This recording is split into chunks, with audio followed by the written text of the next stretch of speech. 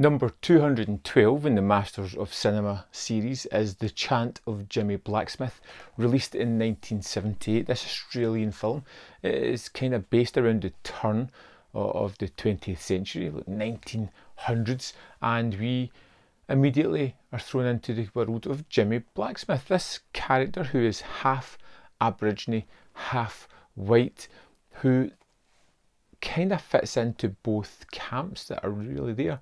He is embraced by the Aborigines, and he is somewhat embraced by certain aspects of the white population at the time. And Jimmie is a character that really feels pushed and pulled a lot at the start of the movie. You know, he's been indoctrinated into the kind of Aborigine culture and their rituals, and he has been kind of pushed and almost bullied into the sort of religious side that his people don't really take part in because he is part white. And we find this character who is educated, he is smart, he is capable, and who is willing to learn to try and make the best world that he can have for himself. Now, he's a subjugated race in Australia at the time, and seeing this character kind of grow up quite quickly, try to find his feet in the world, and just constantly being knocked back. He's constantly being taken advantage of. He's never given that respect for his abilities or his work or just the way he lives his life. And he finds himself almost retreating back to the Aborigine lifestyle because they're the more welcoming of the groups. But he has this ability, being in the middle of these two groups, that he sees both the good and the bad in these both cultures, and it just kind of tears the boy apart. The Chant of Jimmie Blacksmith was a really compelling tale that I was drawn into right from the start. Wonderful lead performance that I just latched onto and was really interested in seeing where this character was going to go. And there is an ultimate breaking point for this character, and you can see it coming, and it's just a release of all pent-up aggression against all the people and all the past transgressions that he's had. It is ultimately the defining moment in his life, and one that he just cannot step away from. And seeing that vicious turning point about midway through the movie was just viscerally shocking, and to see what happens to that character, why he does what he does, is just basically the straw that breaks the camel's back. It's just that one step too much, that negligence and wear down and holding back of things that he's entitled to, that he should be getting.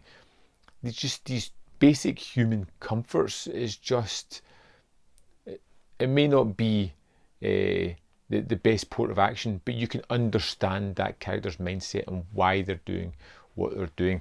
And the first half of the movie is all about him growing up in his culture, and the second half is more about him just on the run and being chased down.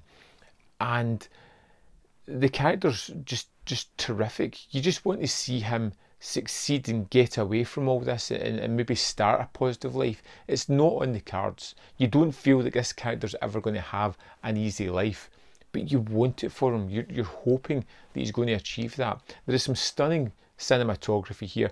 You get to see these wonderful sets that have been constructed. You get to see these wonderful vistas, especially in the latter half of the movie when they're out within the outback and they're just going through all these wonderful different landscapes as they bump into other people and how they relate to them, the conversations that they have. Like I said, Jimmie's quite an intellectual, smart person. He's able to articulate himself. He's able to have these discussions with people, and it does weigh on him arguments that don't necessarily fit into his ideology, but ones that he can take on board. And it's interesting to see that within that character.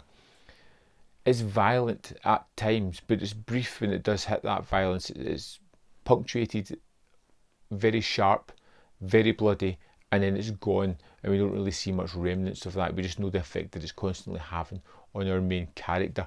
It is, like I said, an unbelievably breakout performance here from the lead actor, who just does amazing work creating this very charismatic and wonderful character who, like I said, I wanted to have a great life, even though it was never on the cards for him.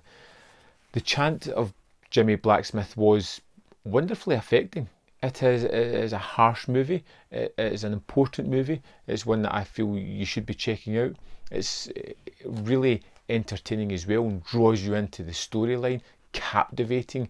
It doesn't have any fat on it at all. It's constantly moving, constantly adding to the characters, to the situation, and it's delivered in this wonderfully directed style, showing you fantastic shots, production values, and it does have a host of Australian character actors popping up in this one as well, who were a joy to see in small tidbit roles, but important ones. I think this is a great movie, another addition to the Masters of Cinema collection, which is just outstanding.